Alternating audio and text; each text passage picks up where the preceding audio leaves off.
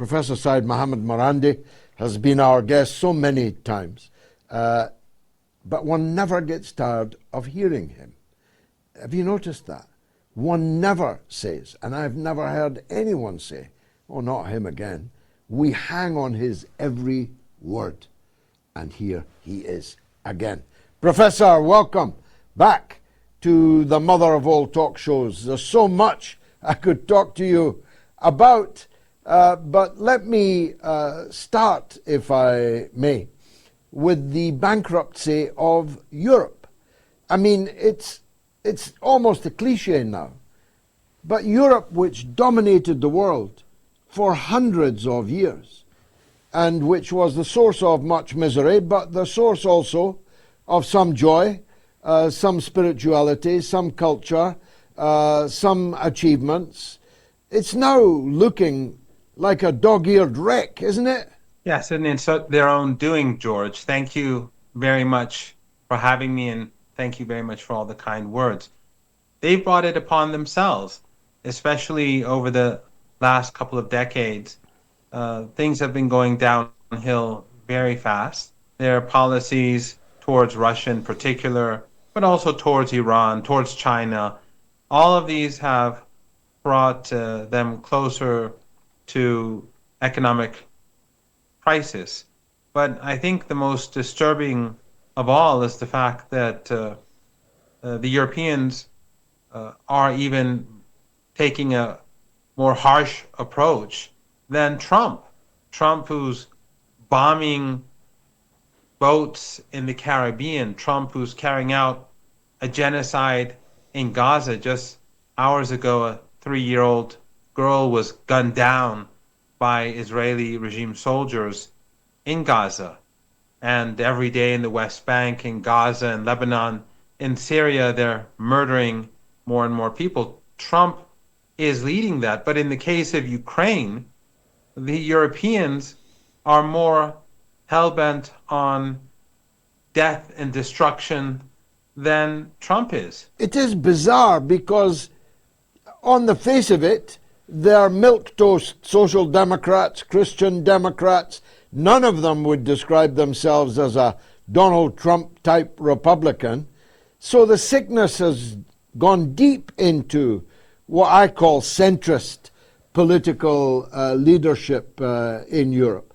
And that's before we even touch on the spiritual collapse, the kind of degeneracy into which the West in general has sunk. It's not just the sun that's risen in the East, it's a moral star also, isn't it? Yes, it's the collapse of the family, hostility towards God and religion.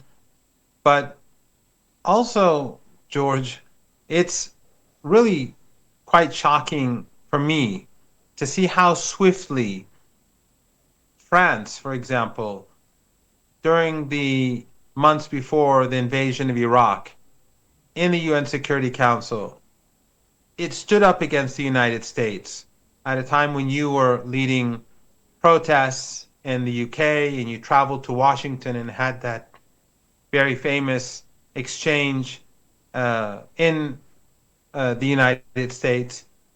France was steadfast and it earned our respect. But now France is bombing Africa while Trump is bombing the Caribbean. France is insisting on having more Ukrainians killed for a war which they know Ukraine is going to fail in. It's unbelievable how they're sacrificing their own people, the Europeans, the European governments, yet they know that hundreds of billions of dollars are being stolen from the funding that goes to the Ukrainian regime. And they knew this all along. The news that is coming out from the New York Times, this is something that the Americans and Europeans knew from the beginning, but they withheld this information in the past because the policy was to support the regime in Kiev. But once the United States decided that it wanted to take a different path, it starts opening the books. So the French know this. They know that this is not a just war. This is a war, a racist war where neo-Nazis took over Kiev and then tried to crush Russian speakers. And during that period of time, taxpayer money from across Europe and North America was being stolen by these very elites. The French knew it, the Germans knew it, the British knew it, the Americans knew it. They were all in on it, and probably many of these officials are taking some of that money in one form or another. Now, you know, a stopped clock can be right twice a day. I saw just before I came on air a statement by this joker, Barak, the ambassador of the United States to Syria and a frequent lecturer of Arab journalists in Lebanon. But one thing he said struck me as potentially significant. Well, two things he said. First, he said, regime change operations don't work. We tried it twice in Iran, which was news to me because I thought they tried it more than twice. But he was very clear that they don't work. And the second thing that he said that I thought was significant was something I have supported all my life, which is that the division between Syria and Lebanon is an entirely false one. It was a border drawn by the imperialists, in this case, the French. And he seemed to be saying that Syria and Lebanon should be one country. Is he gone mad, or have I gone mad? Have I just agreed with Barak? Where do you stand? I'm sure you've seen the Epstein email to him where he asked him to send a picture of himself and a child to make him smile. These are the sort of friends that Trump has. I think that the only reason why he's saying this is that he wants to undermine the resistance. He does not care to strengthen Arab unity or Arab sovereignty. The United States, for well over a decade now, has been doing everything possible to destroy Syria.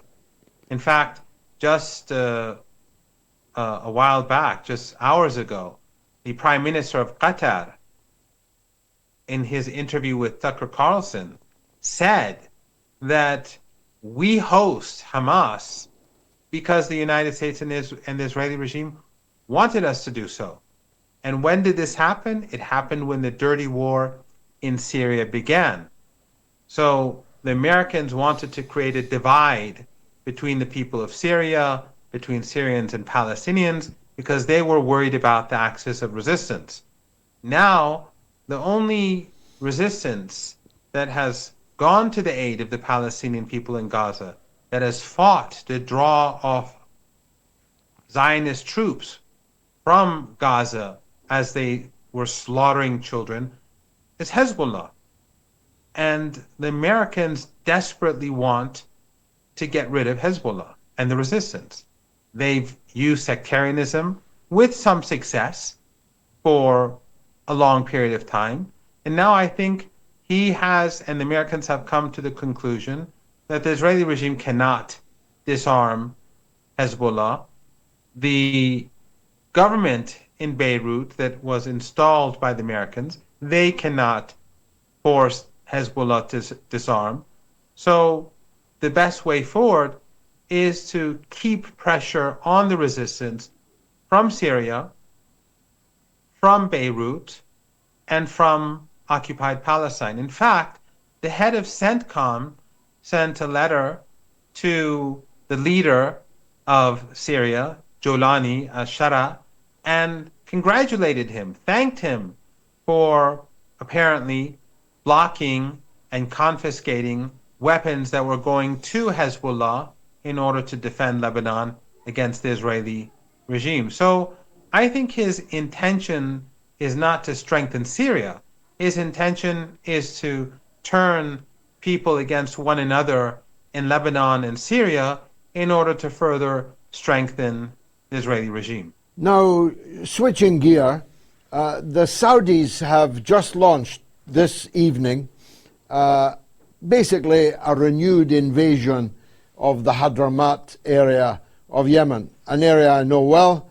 There are many people from Hadramaut in the Indonesia, where my wife comes from, as you know. I hear the word Hadramaut always and often. And now, in response to a mercenary operation launched by the UAE, which had some military success, the Saudis have invaded to counter the success of the UAE. How much more do the poor people of Yemen have to suffer from their intolerable, insufferable neighbors? It is horrific, and the same is happening in the Sudan, where the UAE has been funding the genocide there, and of course the UAE has very close ties with the Israeli regime. The Saudis and the UAE have been allies in Yemen, and to get and also sadly, George, so was Turkey and Qatar. When the genocidal war began against the people of Yemen, all of these countries were on the same page. It was only later when the Emirates and the Saudis turned against Qatar that Al Jazeera changed its policy on Yemen. Otherwise, they were supporting the Saudis before that. In fact, I got banned on Al Jazeera after appearing on a couple of times on their show Inside Story and defending the people of Yemen. So when the blockade began, Qatar changed its tone, and so did Erdogan. And of course, Qatar came to Iran for assistance, and Iran helped. Yet Qatar still, subsequently, when things got better, they stabbed Iran in the back again. But in any case, all these countries were supporting the genocide in Yemen. And today, of course, it is Yemen that is standing up and defending the people of Palestine and blocking the Red Sea during the war in Gaza in order to put pressure on the Israeli regime. Yet these very same countries that were working together turned against one another, and now the Saudis and the Emiratis cannot get along in the south with their mercenary troops. They don't care for Yemen. They don't care for the unity of the country. They have been ripping the country apart for many years now. They see Yemen as their backyard. Both of them, increasingly the Emiratis, but the Saudis from much earlier. Their behavior is like the United States, that sees the whole of Latin America as their backyard. They see themselves as having this mini empire where they consider Yemen to be their backyard, Sudan to be their backyard, and other countries on the Horn of Africa. Yeah. Finally, because I wouldn't like to have you here without bringing it up, you and I are both closely associated with Venezuela, visited there many times, have many friends there.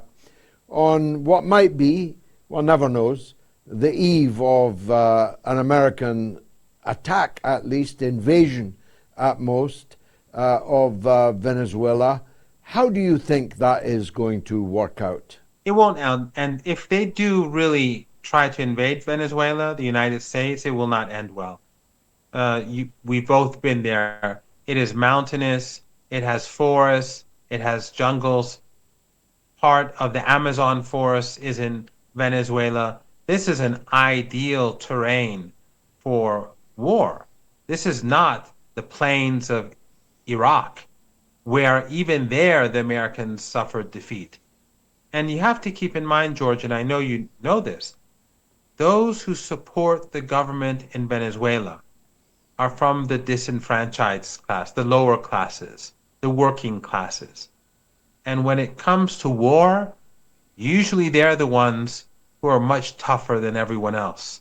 They're the ones who have more courage, who stand up to authority. In any country, it is often the working class and the disenfranchised that are more radical, not necessarily in a bad or a good way, but who are more radical and who more easily come to the streets. If the United States tries to overrun the country, take control of the country, and install this Nobel Peace Prize winner, then I think it's going to get very bloody, and ultimately the United States will be kicked out of Venezuela. It will end. It will be worse for the United States than Iraq. I said finally, but permit me one more question. It struck me there as you spoke. The World Cup draw, the most interminable, cringe-making, excruciating, appalling sight since the 1936 Olympics in front of Adolf Hitler. Iran are in the World Cup, but Iran were not allowed, didn't get visas to be at this ceremony. They dodged a bullet there, if you ask me. But are the Iranian team going to be allowed visas to actually participate in the World Cup? Are Iranian supporters going to be allowed? It's a real farce, isn't it?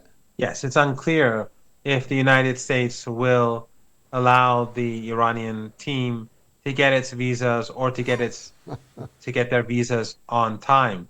The watching Trump get his award and take the award and put it around his neck was quite bizarre. But nowadays we're seeing these scenes literally every day, whether it's the European leaders going to Washington as school children or going to China to scold the Chinese and being ignored. Every day we're seeing scenes that 10 years ago, 15 years ago, we could have never imagined would happen. Political correctness is out the window. European jets bombing Africa. American jets bombing fishing boats in the Caribbean. I was told, or I heard and I read, that the U.S. Coast Guard, when they stop boats that they think have drugs, 30%, 25 to 30% of those boats are clean. Now that's the Coast Guard, and that's their job, and it's near the shores of the United States. If 25 to 30% of the boats are clean, then imagine what the percentage of the boats, if they are sincere in seeking drugs. Let us just imagine that the U.S. is sincere in trying to find these people who are carrying drugs. And we know that they can't take them to the United States with those boats. But even if they are sincere, if the Coast Guard,